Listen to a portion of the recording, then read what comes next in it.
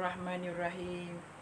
Assalamualaikum warahmatullahi wabarakatuh. Alhamdulillahilladzi hadana lihadza wa ma kunna linahtadiya laula an hadanallah. Asyhadu an la ilaha illallah wa asyhadu anna Muhammadar Rasulullah. Subhanaka la ilma lana illa ma 'allamtana innaka antal alimul hakim. Wala haula wala quwwata illa billahil aliyyil azim. Bismillahilladzi la yadurru ma'asmihi syai'un fil ardi wala fis sama' wa huwas samiul alim.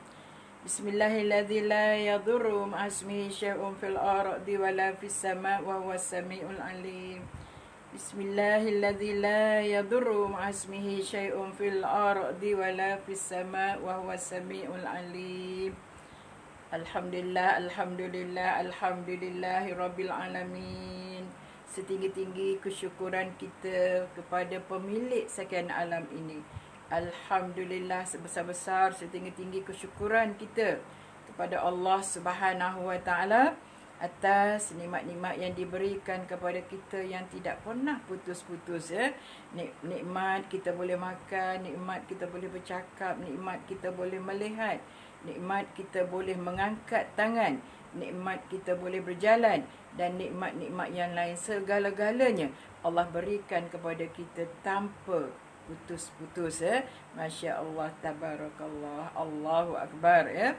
Sebab itulah bila kita bangun di awal pagi tadi, alhamdulillahilladzi ahyana ba'dama amatana wa ilaihin nusyur.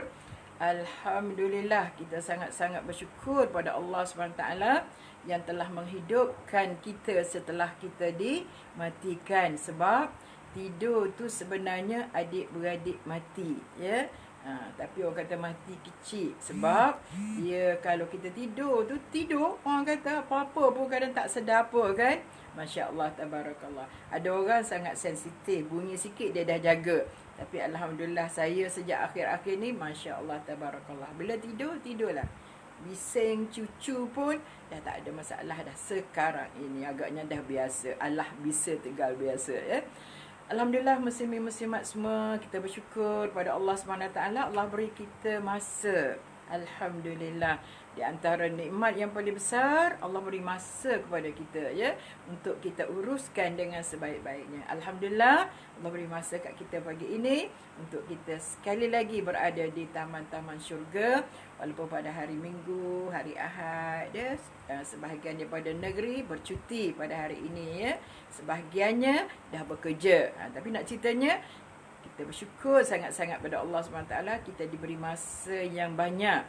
Tambah-tambah lagi dengan PKP ni, banyak benar masa kita, ya.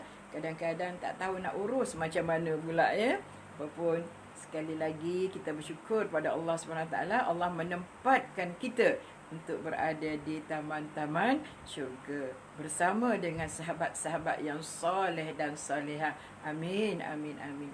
Tidak bertemu di dunia ini, tapi alhamdulillah, insya-Allah Allah pertemukan di syurganya nanti.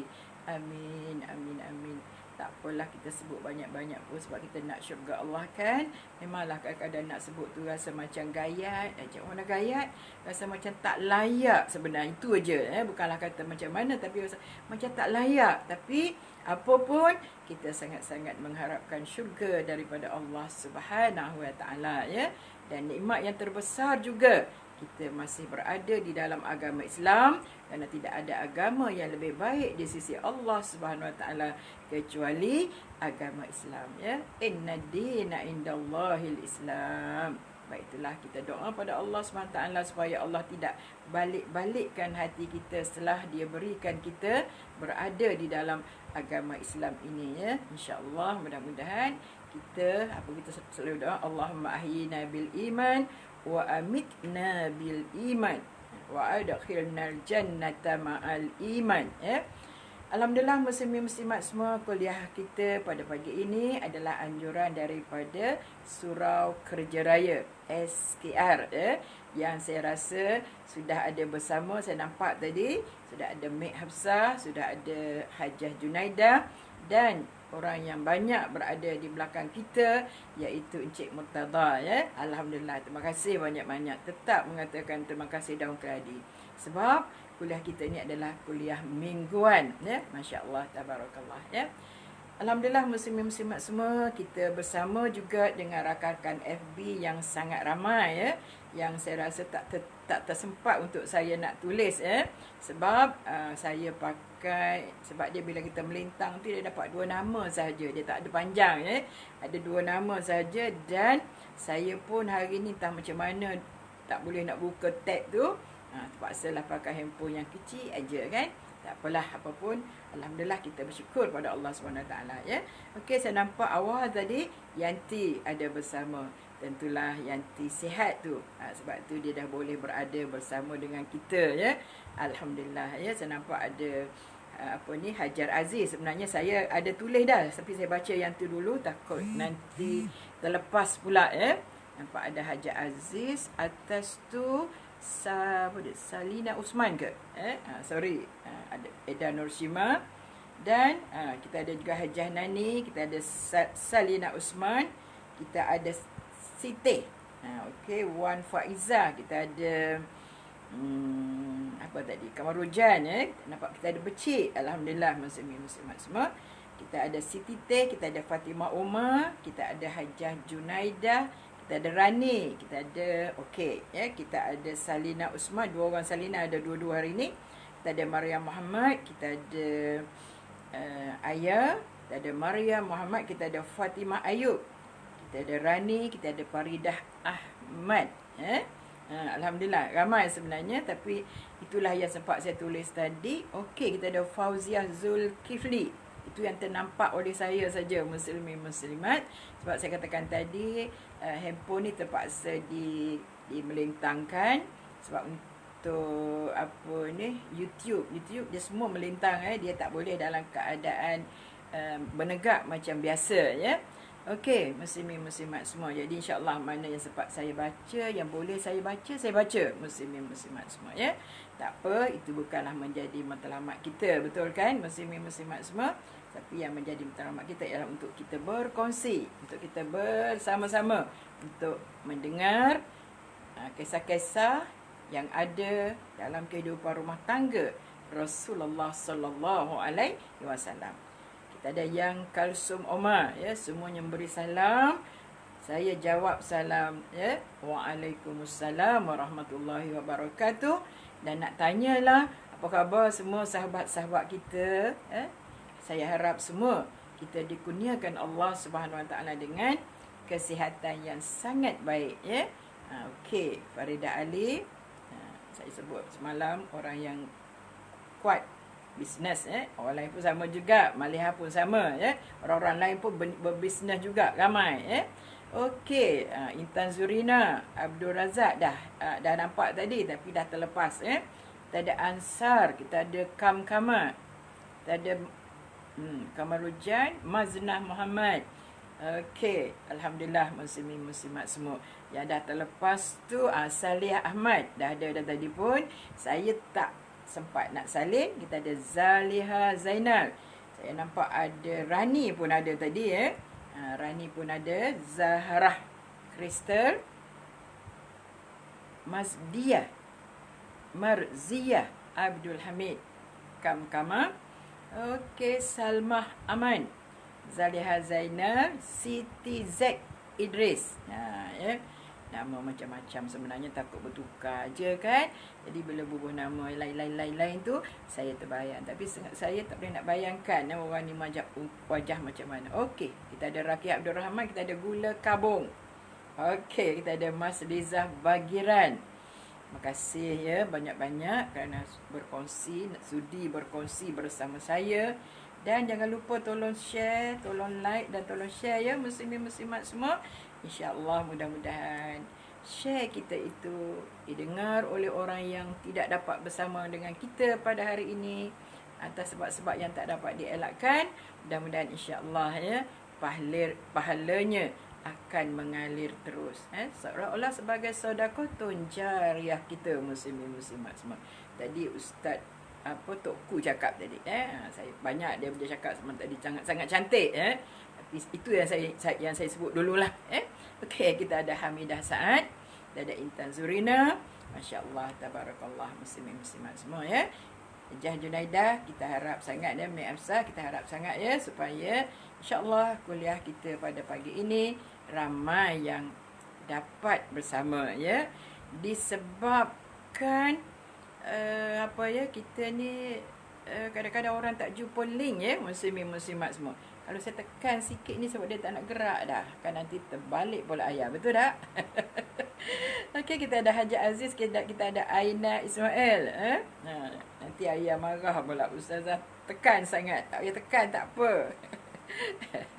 Tapi sebab dia tersangkut kan, payah sangat kita nak tu. Okey, Jun kata sharing. Kita ada Cayang Hasnah Masar, alhamdulillah hadir. Ayah kata up. Ayah kata ustazah janganlah picit-picit, dia kata. Okey, Rakiah ada. Kita ada Izzati, kita ada Kama, alhamdulillah. Halimah Ayub, tu kena sebut. Ya, takut bertukar dengan Fatimah Ayub. Sarah Mak Taha, okey, Ida, ada bersama kita, alhamdulillah. Terima kasih semua ya, alhamdulillah ya. Okey. Hari ini kita tengok Asam Garam yang ke-18 dalam siri yang ke-13. Zaitun Cik Arifin ya. Zahra Haji Leman, kadang-kadang tak tersebut nama Zahra ya. Kita ada Aina Ismail. Okey, muslimin muslimat, kita teruskan dulu. Apa cerita dia? Jom kita dengar ya, muslimin muslimat semua. Sangat menarik sebenarnya kehidupan rumah tangga Rasulullah sallallahu alaihi wasallam ya. Nur Haimah Zainal Abidin.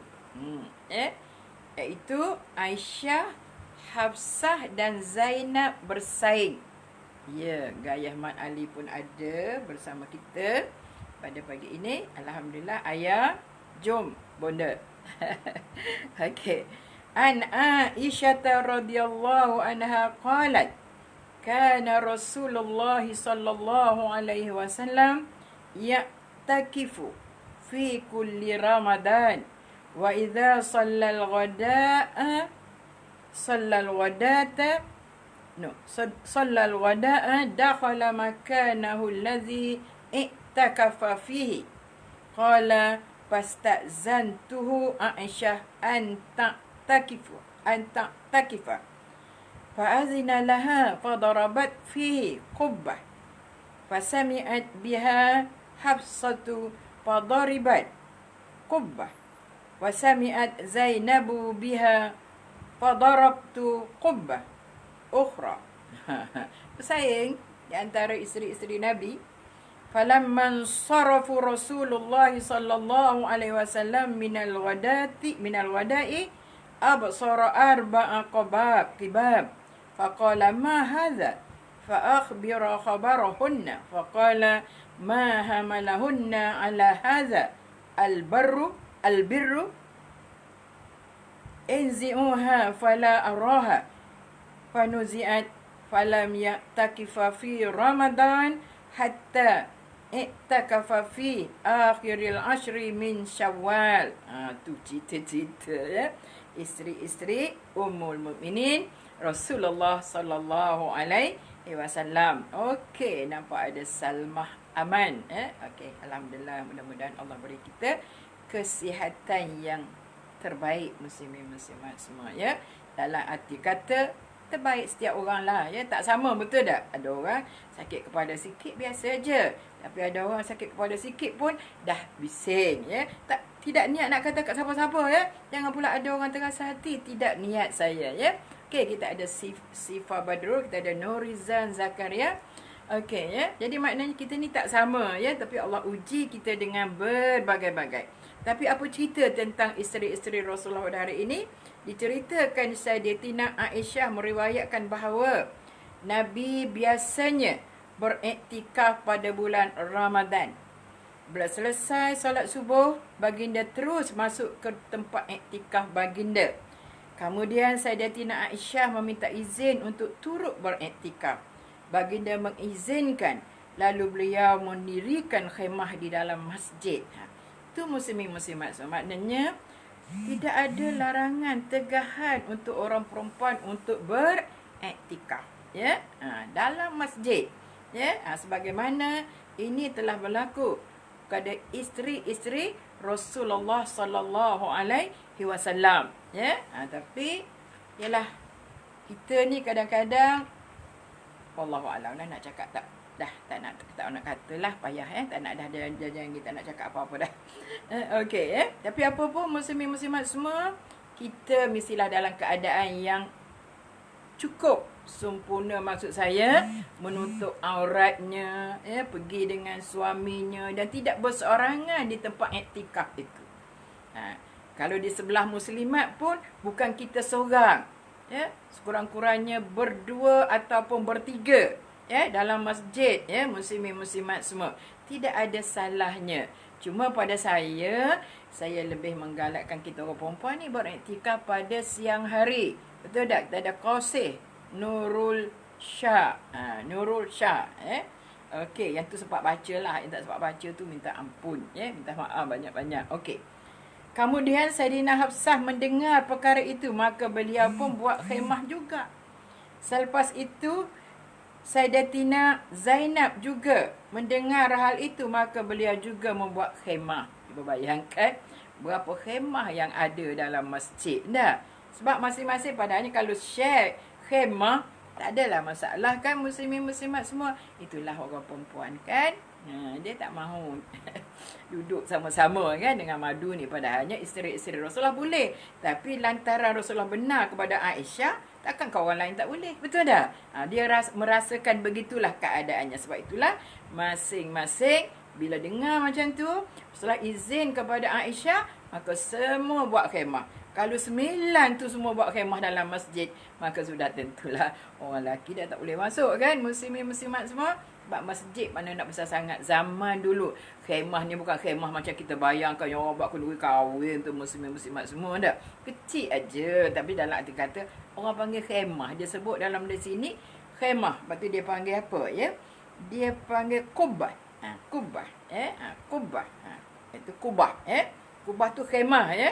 Muslimin muslimat semua, ya. Okey. Kemudian setelah selesai subuh, solat subuh, Nabi melihat khemah-khemah tersebut. Baginda bertanya, apakah ini? Baginda diberitahu tentang mereka. Masing-masing ceritalah, ya. Lantas Nabi bersabda, apa yang mendorong mereka buat begini? Pahala? Cabut semua. Aku tidak mahu lihat. Ketegasan seorang suami, ya tak? Tadi kata apa lah, betul tak? Apa hal ni? Kenapa banyak sangat buat khemah? Kau nak pahala ke apa ni? Betul tak? Maksudnya sebab dialah bila orang yang beriktikaf tu nakkan pahala, betul kan muslimin muslimat semua? Tapi dalam keadaan macam ni, setelah bertanya apa yang mendorong mereka buat begini?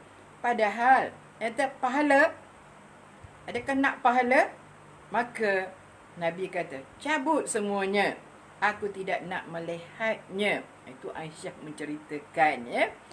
Maka khemah-khemah itu dicabut. Selepas itu Nabi tidak meneruskan iktikaf Ramadan sehingga baginda semula iktikaf pada 10 hari terakhir pada bulan Syawal. Hadis ini adalah riwayat Al-Bukhari, ya. Itulah muslimin muslimat semua. Maknanya iktikaf ni bukan sahaja pada bulan Ramadan. Bererti pada bulan-bulan yang lain juga boleh dibuat iktikaf, ya. Saya dulu-dululah, ya, zaman-zaman tak belajar ni secara ni, ya. Saya ingat iktikaf pada bulan Ramadan saja muslimin muslimat semua, ya. Dan kita tahu bila masuk masjid memang kita iktikaf pun niat iktikaf kan, tapi tak rasa sebagaimana yang disebut iktikaf pada 10 yang terakhir pada bulan Ramadan. Masa tu deh nak buat kan dah tak tahu. Tapi syukur, alhamdulillah. Allah panjang lagi umur kita. Allah bagi peluang kepada kita belajar. Tak kisahlah dengan membaca, mendengar ke. Sebab proses pembelajaran ni dia boleh lalui berbagai-bagai keadaan. Kuna aliman au muta'alliman au mustami'an au muhibban fala takun khamisan fatuhlik. Kun aliman, jadilah kamu orang alim, au muta'alliman, orang yang belajar, au mustami'an, orang yang mendengar, au muhibban, orang yang kasih kepada ilmu. Jangan jadi yang keenam, yang kelima, maka binasa. Fala takun khamisan fatuhlik, Nabi kata. Binasa kamu. Allahu Akbar, muslimin muslimat semua. Ya. Okey, kita nampak ada one. Saya panggil one aja lah one. Payah nak sebut one. Fast, Ida. 3 kali berhenti. Baru habis. Tak ada masalah. Saja gurau-gurau one. Okey, saya lebih selesa panggil one kat dia. Kita ada Syifa Badrul. Terima kasih semua. Dah dapat bersama ya. Jadi maknanya muslimin muslimat semua, iktikaf boleh dibuat bila-bila masa. Asalkan kita masuk masjid, niatkanlah iktikaf walaupun kita hanya sebentar saja. Tapi kalau lalu tak boleh iktikaf. Sekadar lalu saja. Ya, macam nak pergi ke sana, nak ambil apa barang, lalu je. Yang tu tidak boleh iktikaf lah. Tetapi kalau kita duduk di masjid, walaupun hanya seketika, walaupun hanya untuk solat sunat 2 rakaat, walaupun hanya ambil, orang kata apa, nak ambil Al-Quran, nak baca Quran sekejap, tapi itu sudah dibenarkan, sudah dibolehkan dari segi hukum untuk kita niat iktikaf kerana Allah Subhanahu Wa Taala. Mudah-mudahan muslimin muslimat semua ya. Sebab itu dalam kelas-kelas pengajian, sebelum mula kelas, saya akan beritahu kepada pelajar saya insya-Allah ya, muslimat semua, harap semua kita niat iktikaf kerana Allah Subhanahu Wa Taala. Kalau tidak, kalau kita terlupa, kita balik baru kita teringat, kita rugi besar ya. Duduk dah. Tapi kalau tak niat, dapat pahala tak? Confirm tak dapat. Betul tak? Jadi kita kena niat iktikaf kerana Allah SWT. Walaupun nak duduk sekejap aja, ustazah ni saya datang jumpa dengan kawan dia ni. Lakukanlah solat sunat tahiyatul masjid 2 rakaat kan? Betul. Pergi. Tak apa, tak ada masalah. Beriktikaf bukan makna kita duduk dalam keadaan duduk yang lama. Saya faham gitulah. Bila iktikaf duduk lama. Duduk sampai 10 hari berada di dalam rumah Allah itu, niat beriktikaf kerana Allah Subhanahu Wa Taala ya. Okey, habis cerita tu, maknanya daripada hadis ini apa yang kita boleh ambil antaranya iaitu boleh orang perempuan juga beriktikaf di 10 yang terakhir pada bulan Ramadan ya. Okey, perlis hujan lebat, sayup-sayup, dengar suara bonda ustazah. Ya ke? Orang lain macam mana ya suara saya, okey ke? Tapi sebab hujan lebat tu edar ya. Tak apalah. Alhamdulillah, pagi-pagi hujan itu adalah hujan rahmat. Tengah hari rahmat juga, malam rahmat juga ya. Semuanya adalah rahmat daripada Allah Subhanahu Wa Taala. Semalam kan kita baca kitab kan.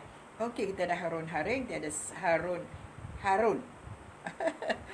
Kamarujan Salina Usman. Okey maknanya hujan ni adalah rahmat daripada Allah SWT yang diturunkan daripada langit untuk hamba-hambanya ya. Tak kira lah hamba yang bernama manusia ataupun yang bernama haiwan ataupun yang bernama tumbuh-tumbuhan ya. Maknanya itu makhluk Allah belaka. Betul tak muslimin muslimat semua ya? Sebab kalau tak ada hujan, pokok-pokok pun mati ya, binatang mati, manusia pun boleh mati ya. Kalau semua itu mati, kita nak makan apa? Pokok tak ada, air tak ada kan, binatang pun mati, semua tak boleh. Semuanya bergantung kepada hujan ya. Masya Allah, bergantung kepada hujan yang diturunkan oleh Allah SWT daripada langit.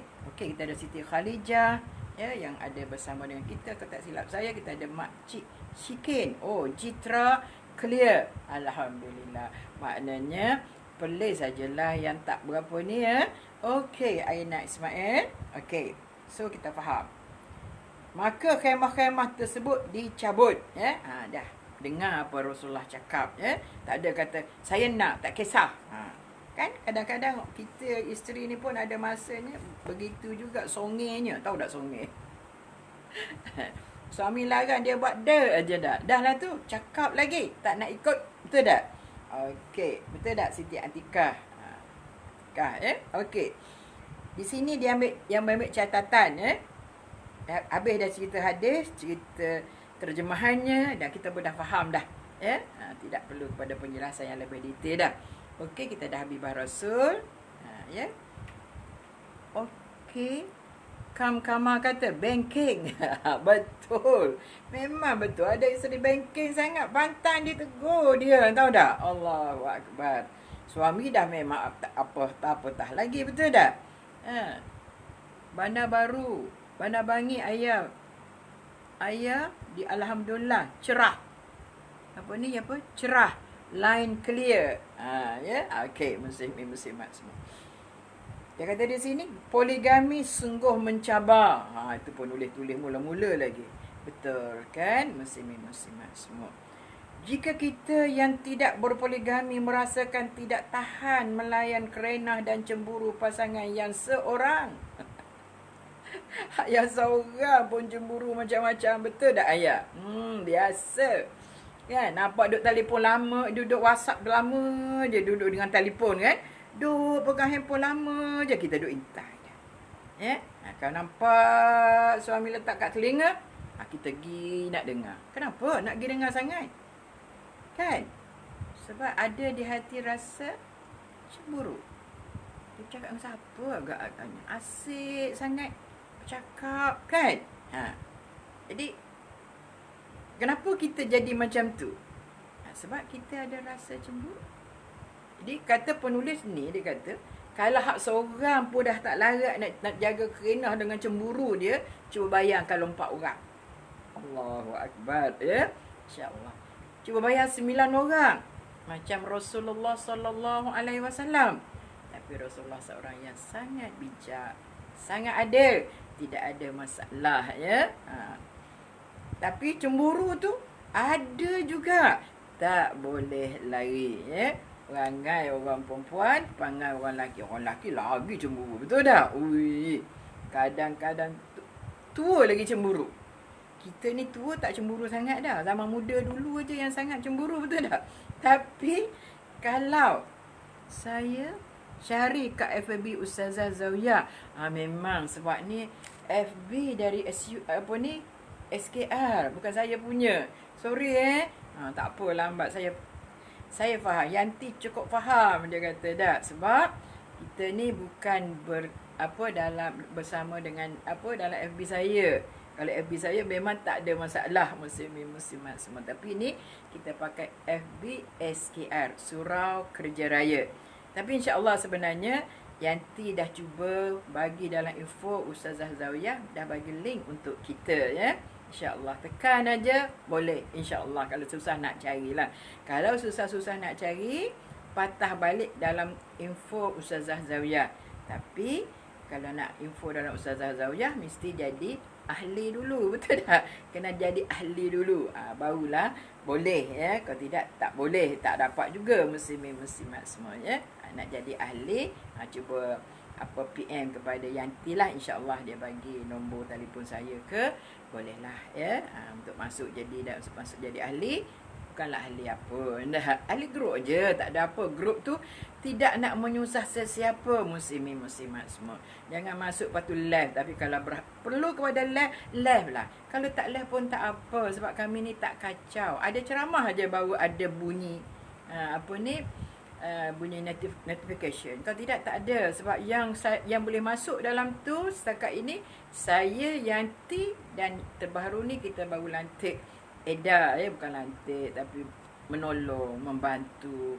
Kalau Yanti kurang sihat ke, hari Yanti ke hospital ke, dan sebagainya, ya. Apa pun kita kena ada 2 orang atau 3 orang lah, ya. Sebab kalau Eda kadang-kadang masalah lain dia di sana, ya. Okey, ya, muslimat janganlah terasa pula apa-apa tu saya harap tidaklah, ya. Tak ada apa-apa, kerja tak bergaji pun, betul tak? Sukarela saja. Terima kasihlah kepada yang sudi untuk nak ni, Terima kasih banyak-banyak. Okey. Jadi dia kata jika kita yang tidak berpoligami merasakan tidak tahan melayan kerenah dan cemburu pasangan yang seorang, banding-bandingkanlah dengan orang yang berpoligami 2, 3 atau 4. Ya, cubalah.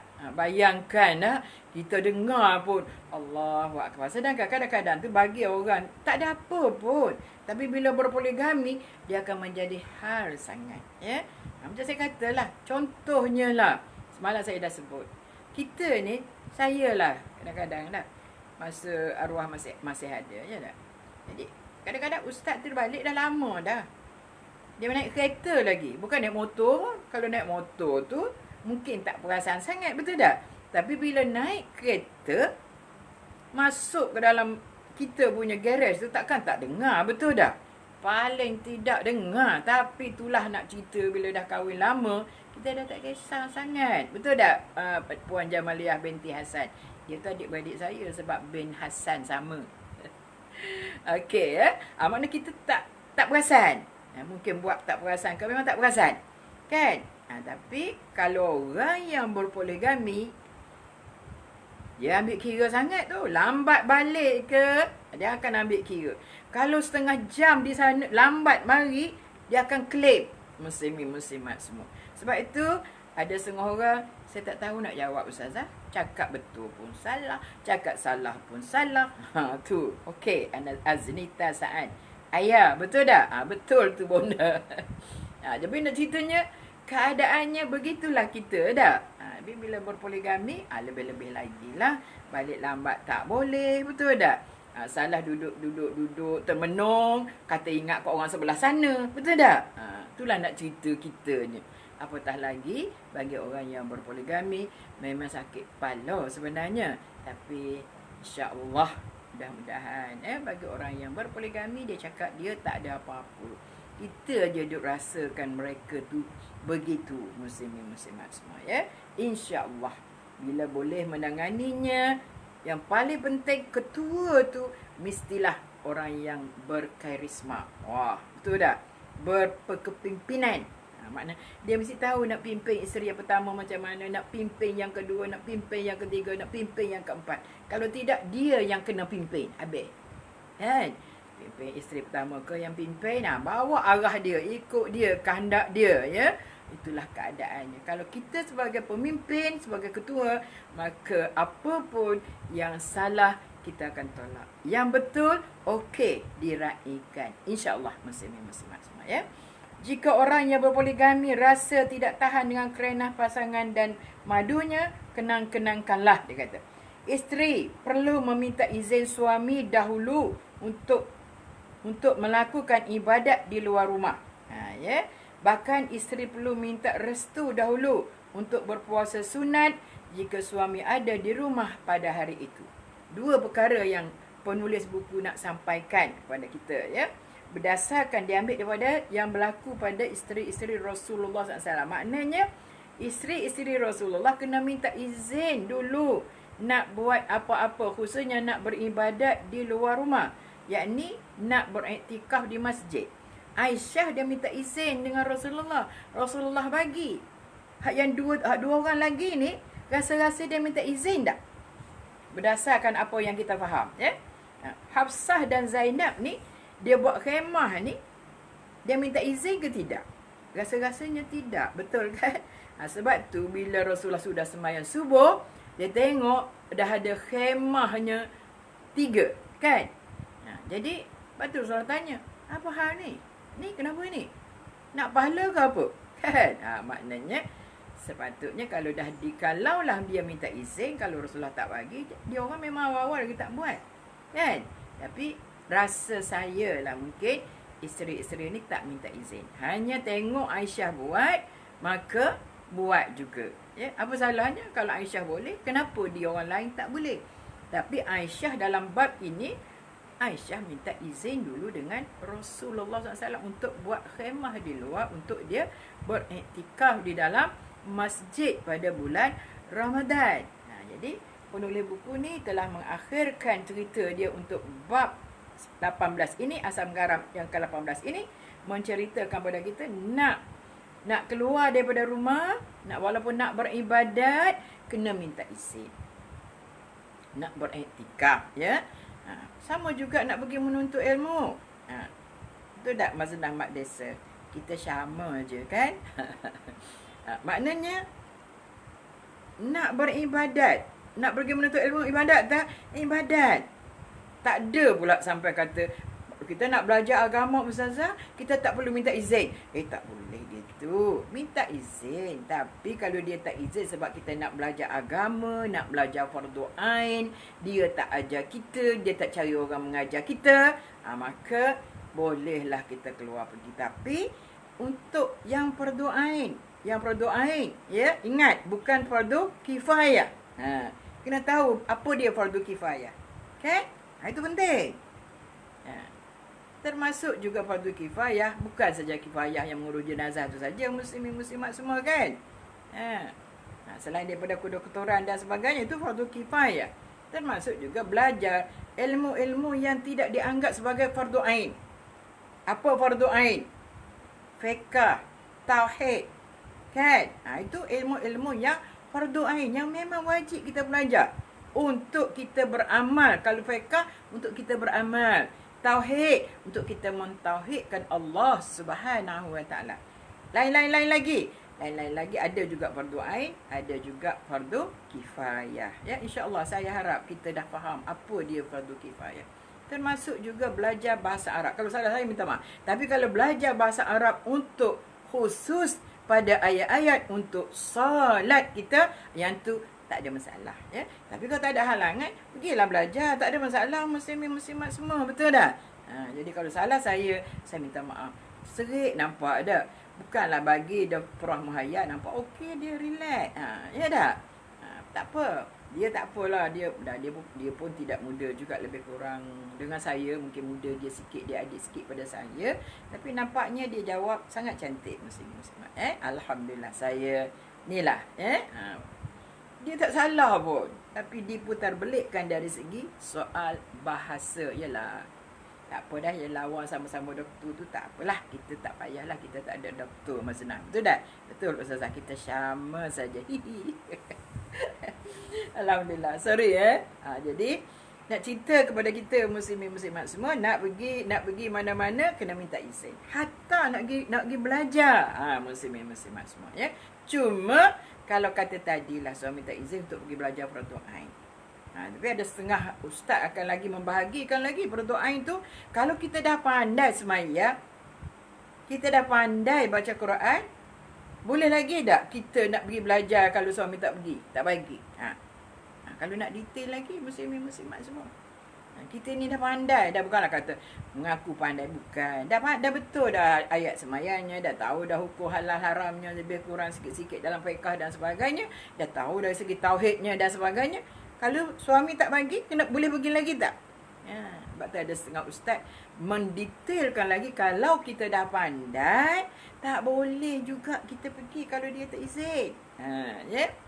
Terutama sekali wanita yang dalam iddah, sama ada iddah mati atau iddah bercerai. Nak pergi belajar ni, yang fardu ain yang kita tak pandai aja tau. Yang pandai tak lagi dah ketika itu, tunggulah sampai habis iddah dulu. Tu kena ambil kira. Jadi termasuk gurunya pun juga. Kalau gurunya pun, apa maksud saya, kalau dia mengajar bukan fardu ain tapi ilmu agama belaka, betul tak?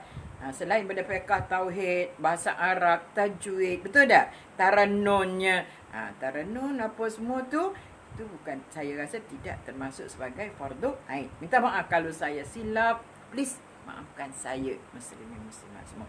Bukan tak pula tentang fardu ain, fardu kifayah, ya, supaya kita tidak tersalah, supaya kita tidak terkeluar, sebab keluar rumah tanpa izin suami hukumnya adalah berdosa.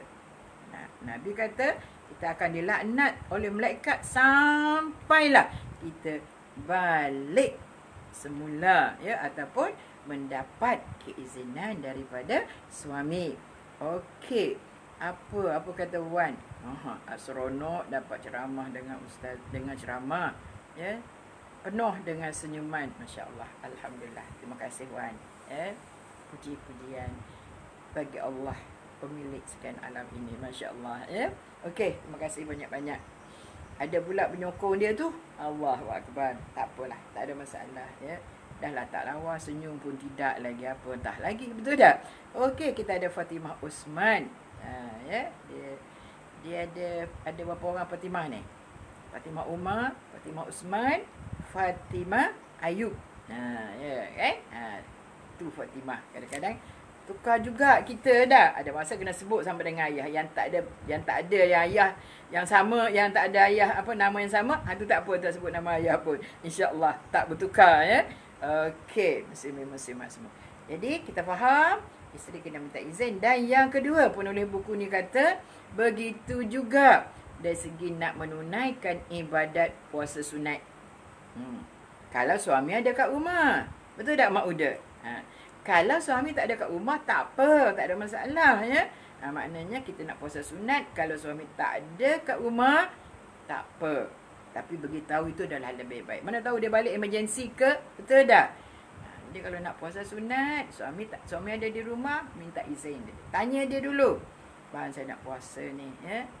Okeylah, dia kata. Tak apalah. Betul tak? Kalau puasa wajib tak boleh minta izin dah. Semua orang kena puasa kan? Lagi tu. Tapi nak ceritanya, sebenarnya tanggungjawab suami juga besar. Sebab dia diberi jawatan yang sangat besar, maka sudah tentulah tanggungjawabnya besar. Bukan maknanya dapat jawatan saja, tetapi tak jalankan tanggungjawab. Samalah siapa-siapa pun. Jadi bos tapi tak jalankan tanggungjawab.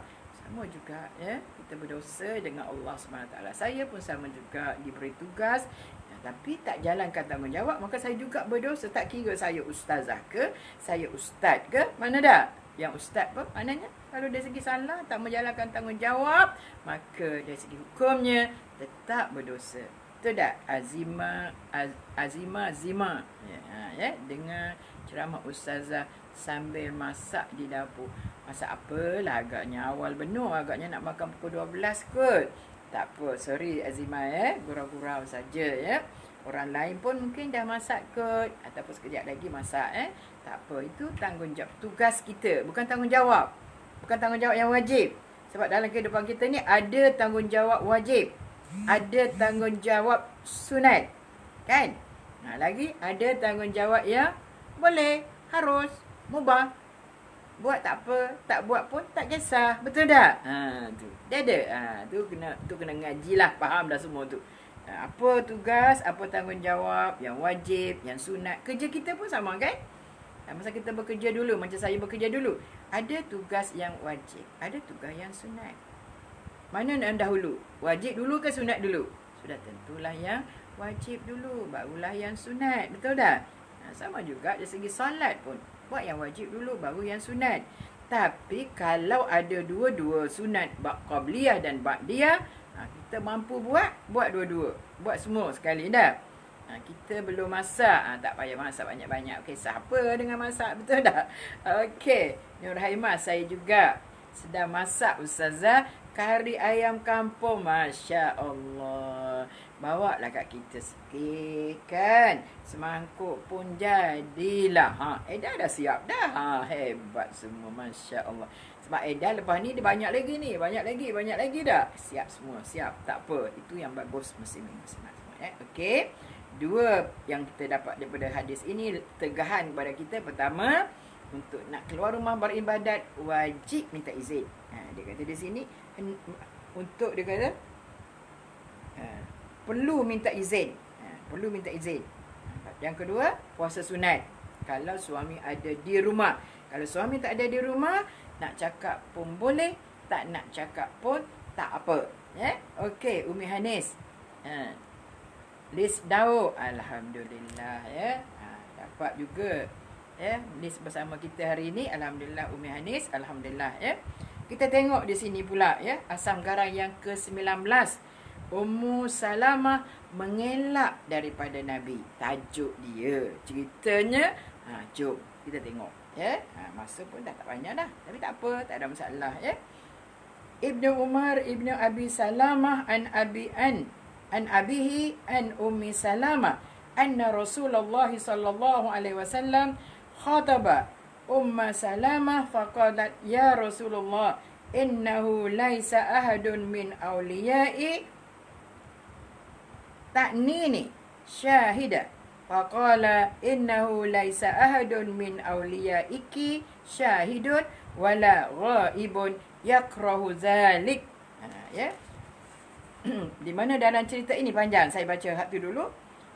Ibnu Umar bin Abu Salamah daripada ayahnya, daripada Ummu Salamah, menceritakan bahawa ketika Rasulullah SAW meminang Ummu Salamah, beliau berkata, "Wahai Rasulullah, tidak ada seorang pun wali saya yang ada untuk menyaksikan pernikahannya." Maka Nabi membalas, "Memang tidak ada seorang pun wali kamu, baik yang hadir ataupun yang akan membencinya pernikahan nanti." Maknanya sebab wali ni penting, sama ada mereka akan dah hadir ataupun tidak, ataupun yang tidak suka dengan perkahwinan itu, tapi sebenarnya ayah kepada Ummu Salamah ini sudah tidak ada, Okey. Faqalat ya Umar zawwij an-nabiyya sallallahu alaihi wasallam. Fatazawwajaha an-nabiyyu sallallahu alaihi wasallam. Faqala laha Rasulullah sallallahu alaihi wasallam, "Amma inni la anqusuki mimma a'taitu akhawatiki rahyaini wajarratan wa mirfaqatan min adami hasbuha lifut." Maka Nabi membalas, "Memang tidak ada seorang pun wali yang baik, wali kamu, baik yang hadir ataupun yang tidak, akan membencinya, yang tidak akan membencinya pernikahan nanti." Ummu Salamah pun berkata, "Wahai Umar, nikahkan Nabi." Ummu Salamah pun berkata, "Wahai Umar, nikahkan Nabi." Maka Nabi pun menikahi beliau. Apa makna nikahkan Nabi? Maknanya Ummu Salamah minta supaya dia dinikahkan dengan Nabi. Maka Nabi pun menikahi beliau. Kemudian Rasulullah SAW bersabda, "Saya akan beri kepada awak sebagaimana apa yang saya beri kepada madu-madu awak, iaitu 2 buah pengisar gandum, sebutir tempayan dan bantal kulit berisi sabun." Makna keperluan pada masa tu muslimin-muslimat semua, Maknanya Rasulullah kata dia akan beri kepada isteri, kepada Ummu Salamah ini sebagaimana dia beri pada isteri-isteri yang madu-madu dia, iaitu 2 buah pengisar gandum. Sebab pengisar gandum ni sangat penting, muslimin-muslimat semua, sebab mereka mengisar sendiri, Muhammad Ruzman Al-Jahnani, maknanya sebab pengisar ni sangat perlu, sebab masa tu gandum dikisarnya sendiri, apa saja buat kerja sendiri, muslimin-muslimat semua, Jadi kalau kita ni ibarat pengisar gandum tu sama dengan kita punya blender kot. Betul tak? Habis kuliah baru masuk Ustazah Hajjah Nani. Yalah ayah. Okey, Okey, maknanya apa yang Nabi bagi iaitu 2 pengisar, 1 sebutir tempayan dan bantal kulit berisi sabun. Tengoklah, keadaan kita tengok kalau sekarang ni memang tak adalah, betul tak? Itulah semasa hidup mereka ni tak kisah dengan soal kemiskinan, Ana Mas Amira habis kuliah baru masak. Okey. Seterusnya, fakana Rasulullah SAW ya'tiha liyadkhula biha fa innama ra'athu akhazat Zainab ibnataha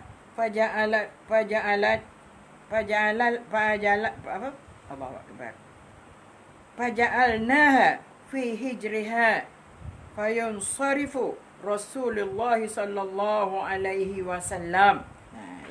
Maknanya selepas itu Rasulullah datang kepadanya untuk menggaulinya. Namun sebaik sahaja melihat Rasulullah, beliau